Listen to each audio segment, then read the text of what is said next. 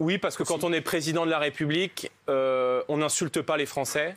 Quand on est président de la République, encore une fois, on n'explique pas qu'il y a deux catégories de citoyens avec des responsables, des irresponsables. Le problème, c'est que si leur vaccin fonctionnait très bien, qu'il permettait de casser la circulation. Je vous rappelle qu'au mois de juin, c'était tous vaccinés, tous protégés, faites 2 doses et les jeunes vont avoir la liberté. Je vous rappelle que les jeunes ont beaucoup souffert. 35% des jeunes ont eu des intentions suicidaires.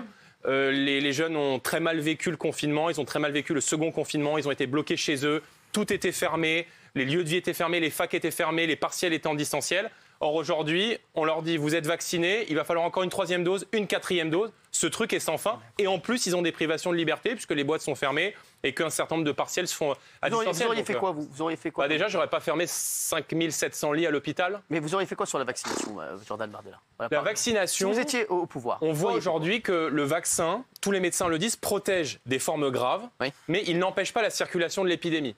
Enfin, donc vous auriez vacciné que les personnes à risque? Ma tranche d'âge ne risque... Enfin, je veux dire, le nombre de morts, là, on regarde sur le mois de décembre, 0,19 ans, 0 mort. 0,34 ans, je crois qu'il y a 8 morts. C'est triste, mais en proportion de 67 millions d'habitants, ça mérite peut-être pas...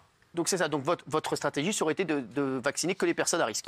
La moyenne de décès au mois de décembre, c'est 79 ans. Donc on connaît les publics à risque, on n'est plus en décembre 2020, donc il faut arrêter le délire, il faut arrêter les prix. Enfin, rendez-vous compte qu'on vit dans un pays où on nous interdit de prendre un café debout, où dans les trains, on nous parle d'interdiction de boire et de manger, enfin le délire complet.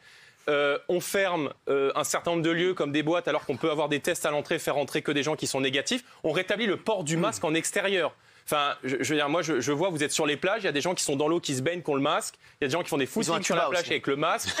Le tuba, mais c'est compliqué de le mettre. Mais on voit que la société est en perte de sens totale, qu'on a des privations de liberté qui sont complètement débiles, complètement absurdes, et on va vers un glissement de la France qui ressemble de moins en moins à une démocratie. Donc Marine Le Pen aurait effectivement fait radicalement différemment, mais surtout à partir du moment où le vaccin, et j'en termine, n'empêche pas de transmettre et de recevoir le virus, alors à ce moment-là, c'est une protection individuelle. Donc si vous estimez que vous êtes à risque, que vous avez des comorbidités, faites-vous vacciner. Mais on peut déplorer qu'il y ait 5 millions de Français qui ne soient pas vaccinés. Croyez-moi que ce n'est pas en les insultant comme le fait Emmanuel Macron qu'ils auront confiance dans le gouvernement.